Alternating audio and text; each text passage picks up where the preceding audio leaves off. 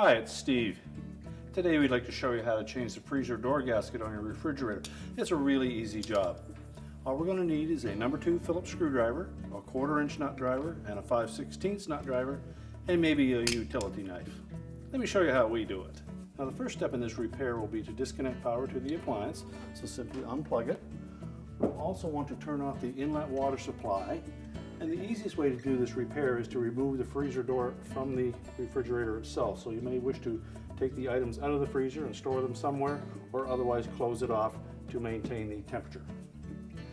So next we'll start by removing the single Phillips head screw that secures the hinge cover in place.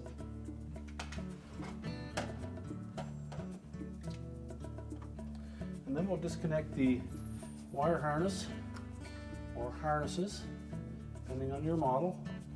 We'll separate those and disconnect them. Now using our 5/16 nut driver, we'll remove 2 of those retaining screws and we'll leave the 3rd one in place for now. Now with 1 screw remaining, we'll next remove the lower kick plate and then we'll disconnect the water line that goes into the bottom of the door. Now with the kick plate removed, you may note that there is a clamp that holds that tubing to the side of the refrigerator. If there is, you'll need to remove that 1/4" screw and pull the water line out far enough that you can disconnect the union. Simply unthread it,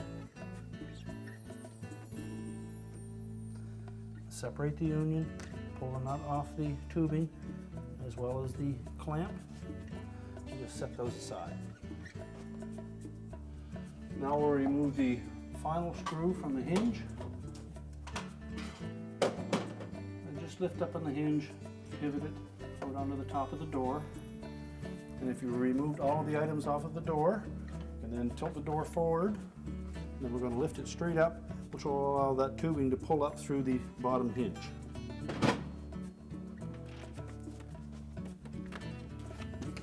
We're then going to place that door on a suitable work surface so that we can remove the gasket. Now that we have the freezer door on a suitable work surface, we'll go about removing the screws that secure the gasket to the door. And on most of these models, you will see that there is a metal strap that sits on top of the inner door panel and also compresses the gasket to the outer door panel. There will be a little ridge along the perimeter of that inner door panel that matches a rib on the gasket. So we don't need to remove the screws completely. We'll just loosen them off enough that we can pull that gasket easily from beneath the liner. So just continue to do that all the way around the door and then we'll pull the gasket away.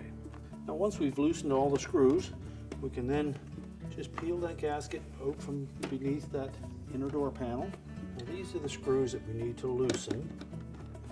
We don't need to remove them completely, just loosen up that we can pull the gasket out from underneath this inner door panel.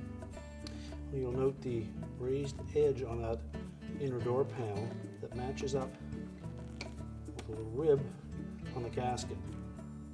So once we've loosened all those, we can just go ahead and pull that gasket out all the way around. So then we'll take that old gasket, lift it off of there completely, and discard it. Now once we've removed the old gasket, our next step will be to look at that surface that the gasket lays up against on the outer door panel and clean that area as best as possible, particularly on the bottom of the freezer door. So we'll take our new gasket and we're just going to lay that over the door.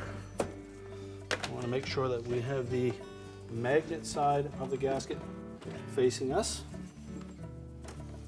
And when you receive this gasket, it's typically in a twisted shape, so you will need to straighten it. And there are a couple of methods that you can use to do that.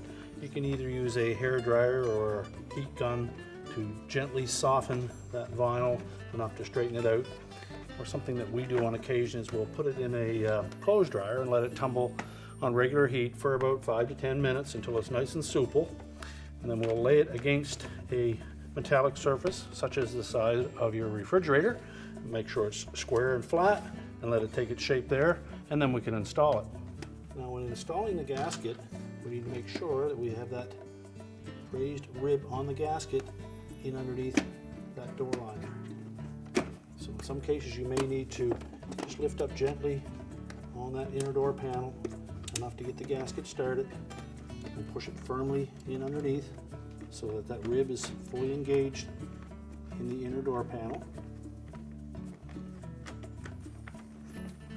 And we'll also need to pay careful attention in the corner areas.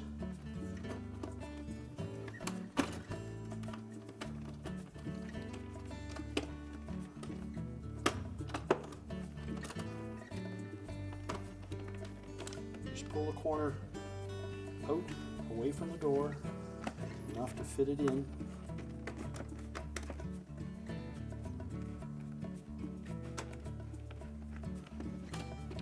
Same on the opposite side.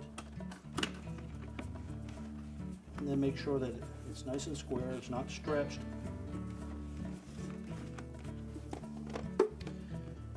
Just peel the gasket back and verify that it's fully inserted under that rib.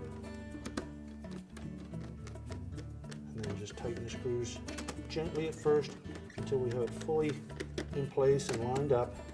And then we can go ahead and tighten them once we have all areas intact. Take careful note of how the outer edge lays against the outer door panel. Make sure that that lip is not tucked under, it is laying flush to give a nice smooth appearance. So just continue to do that all the way around the gasket until we have it all in place. Now that we have the gasket installed on the door and we have it tucked in underneath the inner door liner, we can then go about tightening up the screws. We want to make sure as we tighten those that the outer edge of that gasket is sitting flush on the outer door panel, and then that each of the corners are nice and square and not stretched. And we'll just snug those screws up without tightening them yet, and continue to do that all the way around the door. And once we're satisfied that we have it nice and straight and flush, we can tighten the screws the remainder of the way. Just use caution that you don't over tighten them and strip them.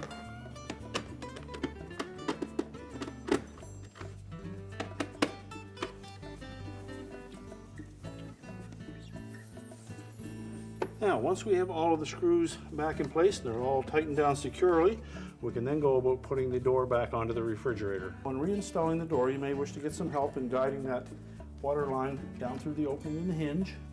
Make sure that we don't kink that water tube.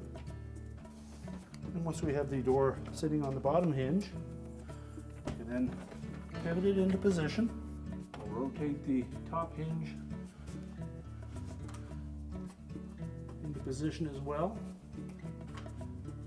Making sure that we have the gasket in place. We'll install one of the retaining screws. Then next we'll go down to the bottom and we're going to reconnect that water line. Now before we reconnect that water line, it's always a good practice to just cut off about 1/4 of an inch off of the end of that. That gives us a nice fresh surface to install the coupling nut on. So just take a flat block of wood, our razor knife, and make a nice clean square cut. If your model used a clamp, we'll want to install that first. Then we'll slide the coupling nut onto the tubing. Fully inserted into the union. And then tighten that nut. Now with the union tightened securely, we'll reinstall the screw in that clamp. Now with the water line tied back in, we'll continue to install the screws for the top hinge.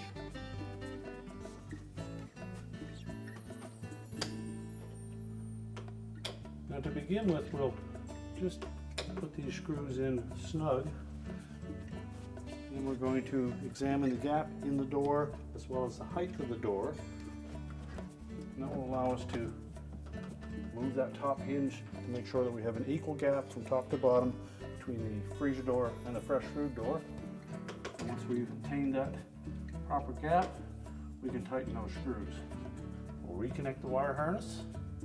We'll place the hinge cover into position and install the retaining screw. Our next step will be to check the fit of that gasket against the cabinet, particularly on the center mullion. Make sure it's sitting flush all the way around, as well as on the top and the bottom.